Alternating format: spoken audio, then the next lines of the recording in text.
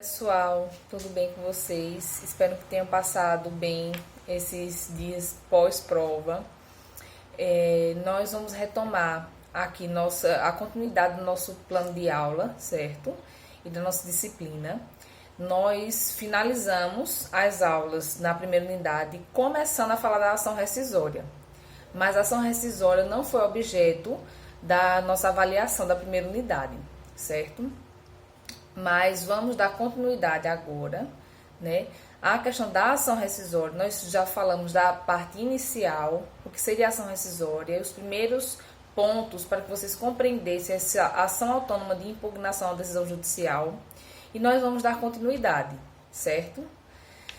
Nos vídeos passados, na aula da ação rescisória que já estava disponível para vocês desde a primeira unidade, nós tratamos do que era a ação rescisória, né? Nós vimos que a ação rescisória efetivamente é uma ação autônoma de impugnação à decisão judicial. Ela tem a competência dela, é uma competência originária do tribunal, né? Que nisso ela se confunde com a reclamação, que nós iremos estudar também. Vimos que ela é um meio efetivamente de impugnar uma decisão judicial, mas uma decisão judicial já transitada em julgado. Nós vimos que isso é uma das características da ação rescisória. Ela não é um recurso, né? Como já falamos, é uma ação autônoma de impugnação. Vimos que os objetivos da ação rescisória é a desconstituição da decisão judicial transitada em julgado e também o rejulgamento da causa. O primeiro e principal objetivo dela é justamente rescindir uma decisão transitada em julgado. E o que é uma decisão transitada em julgado? Uma decisão transitada em julgado é aquela contra a qual não cabe mais recurso. Digamos que existiu uma ação de indenização, e nessa ação de indenização houve a sentença, condenou o réu a pagar a indenização por danos materiais e morais, e aí o réu perdeu o prazo de apelação. Então ele não pode mais discutir a validade daquela decisão judicial, porque já transitou em julgado, já passou, transcorreu in naubis o prazo para interposição daquele recurso de apelação. Então, nesse caso, em que a decisão efetivamente que seria impugnada, ela transitou em julgado, não cabendo mais recurso, então o que é que pode acontecer? Se for verificado algumas das hipóteses de cabimento da ação rescisória, então efetivamente aquela parte que se sentiu prejudicada com a decisão, ela pode efetivamente tentar rescindi-la através deste tipo de demanda autônoma, certo? Então, o principal objetivo da ação rescisória é rescindir, desconstituir uma decisão judicial transitada em julgado. E aí, como um outro objetivo, né, é justamente o rejulgamento da causa, tá certo? E aí nós vimos quais são os tipos de decisões que são rescindíveis. Nós vimos efetivamente que as decisões rescindíveis são as decisões de mérito. Qualquer decisão de mérito, ela pode efetivamente ser objeto de discussão em uma ação rescisória. E aí nós vimos e elencamos todos os tipos de decisões de mérito e até algumas que não eram decisões propriamente de mérito, que poderiam ser alvo desse tipo de demanda autônoma. Isso tudo foi analisado nos vídeos passados. E aí, só para dar um panorama geral para vocês e fazer um pouquinho de revisão para que a gente inicie hoje a tratar dos outros aspectos desse tipo de demanda autônoma, de impugnação à decisão judicial, para que vocês fiquem com a matéria mais fresquinha na mente e a gente consiga desenvolver melhor os temas que serão abordados hoje. Então, hoje nós iremos tratar da questão da legitimidade, né? Quem pode propor ação rescisória e contra quem se pode propor ação rescisória, né? A competência, quem é competente para julgar a ação rescisória, né? A questão do prazo, das hipóteses de rescindibilidade, quais são as hipóteses que autorizam a propositura de uma ação rescisória. E nós vamos ver um pouco do procedimento. Então, essa aula de hoje é justamente para a gente fazer essa análise desses demais pontos sobre esse tipo de demanda e também iremos ver a reclamação, que é também uma ação autônoma de impugnação à decisão judicial e também a sua competência originária no tribunal, certo? Então, iniciando efetivamente o tema de hoje, nós vamos ver de quem é a legitimidade para propor uma ação rescisória. E aí, quando a gente analisa o Código de Processo Civil e também a doutrina, o que é que a gente pode perceber? Nós podemos perceber que, de acordo com o artigo 967 do Código de Processo Civil, é parte legítima para propor ação rescisória aquela parte do processo originário ou seu sucessor a título universal ou singular. Então, a gente pode perceber, efetivamente, como já foi conversado nas aulas anteriores, e efetivamente nós já tocamos também no assunto aqui, que pode propor ação rescisória à parte que participou da demanda originária e que se sentiu prejudicada com a decisão que está tentando se rescindir, certo? Mas não apenas a parte pode ingressar com a ação rescisória, e também o seu sucessor a título universal ou singular, certo? Então, não somente a parte, mas também o seu sucessor a título universal ou singular. E com isso, o que é que a gente pode perceber?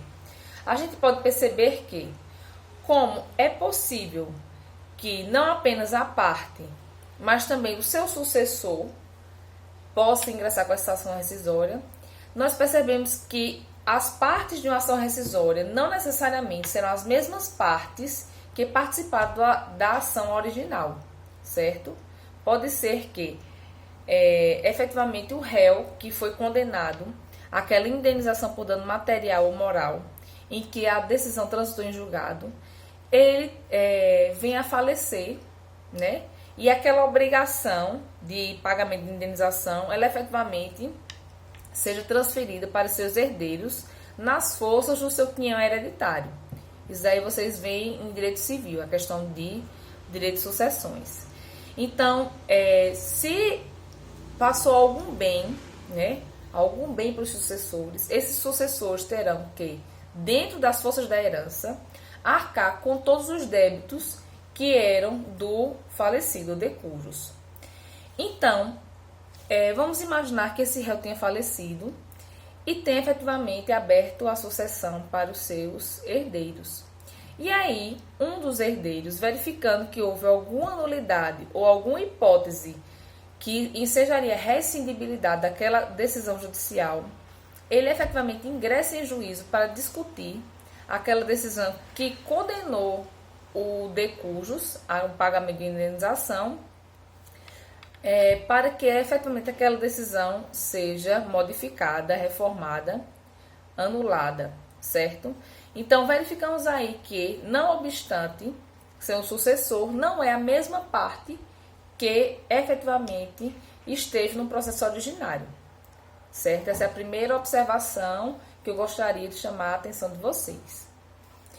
A segunda parte legitimada que pode ingressar com ação rescisória, que nós temos no Código de Processo Civil, é justamente o terceiro juridicamente interessado. E aí, como exemplo, nos slides eu trago para vocês o caso em que o terceiro pode ser prejudicado pela decisão judicial quando ele for substituto processual, quando houver uma substituição processual, certo? Em que sentido? Digamos, efetivamente, que o autor é o dono de um imóvel que alugou esse imóvel para João. E João sublocou esse imóvel para Maria. E aí, o proprietário entra com a ação judicial contra João, que seria o seu locatário, para efetivamente retirá-lo da posse direta do imóvel. E Maria, que é quem efetivamente está na posse do imóvel, que houve a sublocação, e por conta disso Maria está na posse do imóvel, efetivamente ela é uma terceira, porque não participa da demanda, né, originária, mas ela é diretamente interessada no deslinde daquela demanda. Digamos que efetivamente o proprietário teve uma decisão favorável à sua pretensão e João teria que entregar o imóvel a ele. Então, essa decisão, ela vai afetar diretamente a situação jurídica de Maria, que é a sublocatária. Digamos que essa decisão transitou em julgado, não cabe mais recurso, mas Maria e seu advogado verificaram que efetivamente existe alguma nulidade, alguma causa de rescindibilidade para aquela decisão. Maria pode, neste caso, ingressar com uma demanda rescisória, uma ação rescisória, para discutir aquela demanda, porque ela é uma terceira juridicamente interessada, certo? A terceira hipótese prevista de legitimado ativo, na verdade, prevista no Código de Processo Civil, é do Ministério Público. Quando a gente trata de Ministério Público, nesse inciso 3º do artigo 967, na verdade, nós verificamos que ele está aí como fiscal da lei.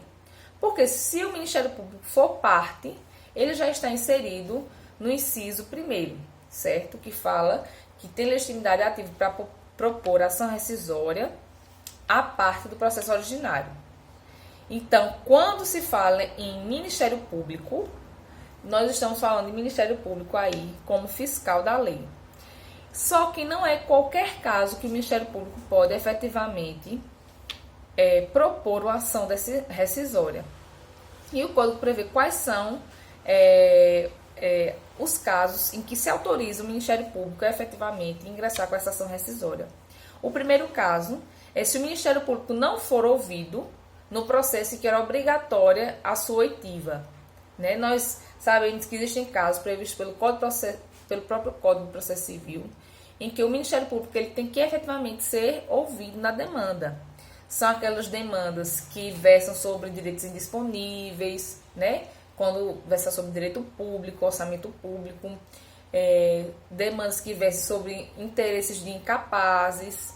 Então, todos esses tipos de demanda em que houver alguma vulnerabilidade da parte, ou também que mexa com relação a direitos públicos, orçamento público, o Ministério Público ele tem o poder-dever de efetivamente se manifestar nos autos.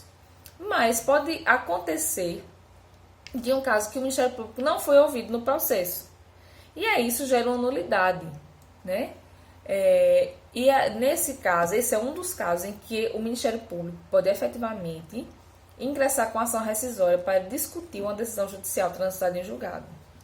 O segundo caso é quando a decisão rescindida é efeito de simulação ou colusão das partes, a fim de fraudar a lei. E aí, por um motivo muito óbvio, vocês já estudaram partes processuais, vocês já estudaram o Ministério Público, né?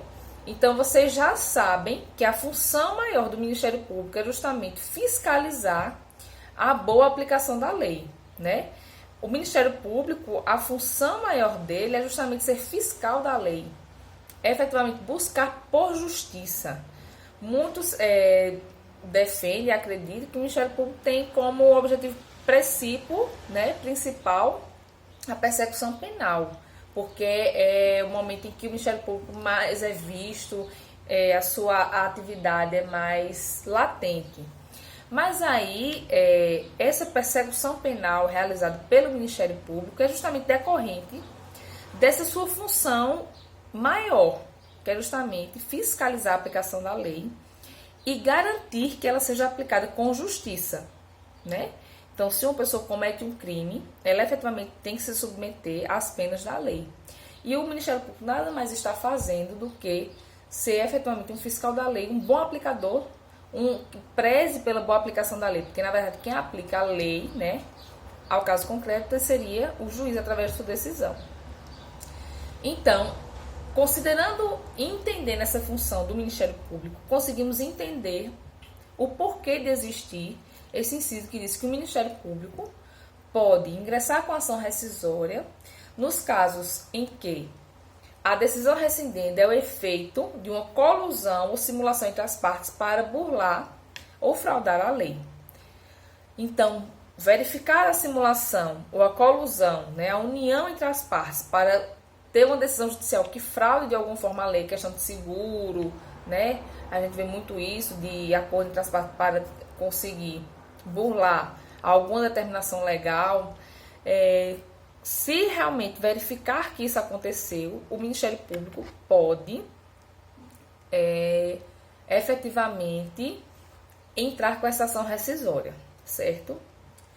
E o terceiro caso é uma cláusula aberta, você já deve ter visto isso em direito civil, cláusula aberta, prevista na lei, que diz que o Ministério Público pode ingressar com ação rescisória em outros casos em que se impõe a sua atuação.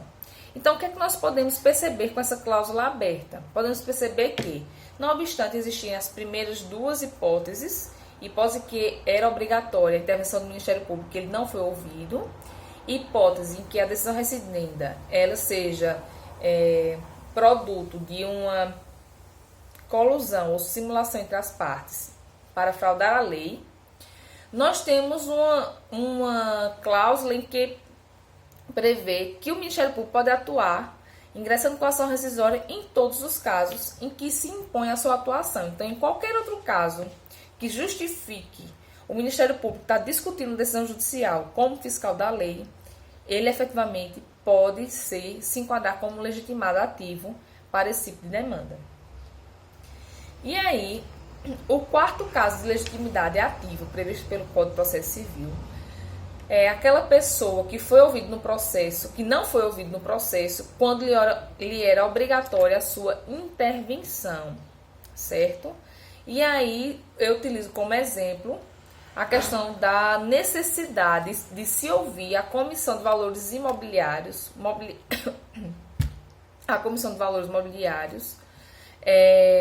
em demandas onde se discutam justamente matéria de sua competência.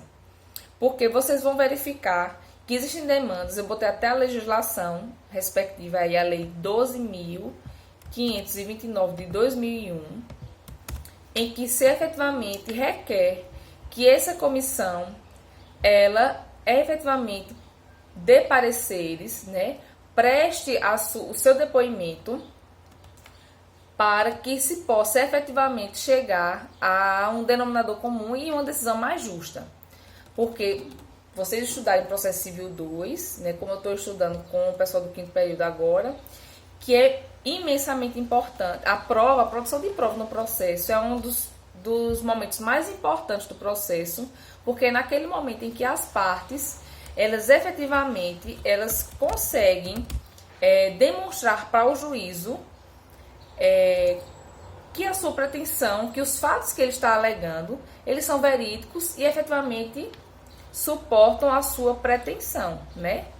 Então, somente com essa possibilidade das partes efetivamente produzirem as provas é que se pode chegar a uma decisão mais justa e correta dentro do processo judicial, que é isso que se busca, né?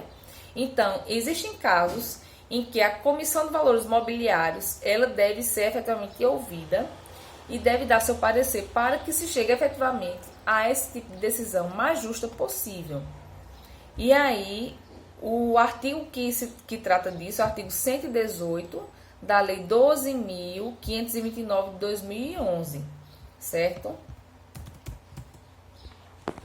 E aí podemos ver que, nesse artigo 118 diz que nos processos judiciais em que se discute a aplicação desta lei, que é a lei que fala justamente dessa questão do CAD, da Comissão Mobiliária de Valores, Comissão de Valores Mobiliários, o CAD deve ser intimado para, querendo intervir no feito e efetivamente produzir as provas que sejam necessárias, certo? E o CAD é justamente o Conselho Administrativo de Defesa Econômica, que isso a gente vê mais em questão de direito tributário, né, nas demandas que tem esse viés mais tributário, orçamentário, e também nessa questão de valores mobiliários, né, questão de concorrência, nessas demandas em que se discute esse tipo de pretensão, às vezes é necessário efetivamente ter um parecer sobre essa questão de valores de direito econômico,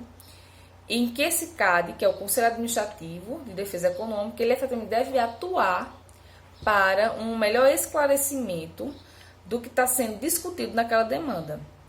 E isso tudo nesse entendimento de necessidade da melhor produção de prova possível, né, para um melhor deslinde mais justo de um processo judicial, certo? Então, eu utilizei esse exemplo só para que vocês compreendam que existem demandas que elas exigem que uma determinada pessoa ou entidade efetivamente fale nos autos, se apresente nos autos, ou pelo menos seja intimada para falar nos autos e esclarecer quaisquer dúvidas que porventura existam sobre aquela demanda. E se não houver a oitiva dessa entidade ou dessa pessoa, a demanda efetivamente vai ter uma nulidade que pode ser discutida por meio de ação rescisória, certo? E aí, ela difere da questão quando pensamos em litisconsórcio necessário.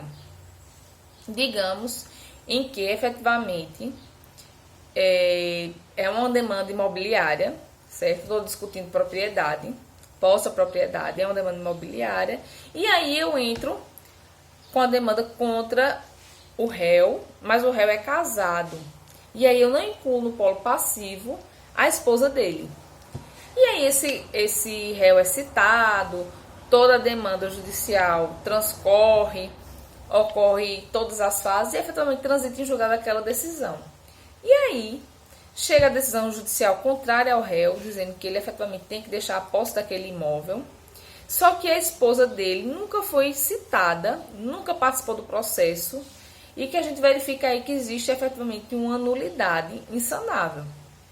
Mas essa nulidade insanável, a gente já viu, né? Ela não vai ser corrigida por meio de ação rescisória. Esse é um tipo específico de uma pessoa que deveria ser ouvida no processo e não foi, né? Que, em tese, se enquadraria nesse inciso 4º do artigo 967 do Código de Processo Civil, mas não se enquadra porque, nesse caso específico, nós vimos que existe aí um vício transrescisório, que é o vício mais grave do processo civil, e consegue-se efetivamente sanar esse vício através da querela nullitatis e não da ação rescisória, certo?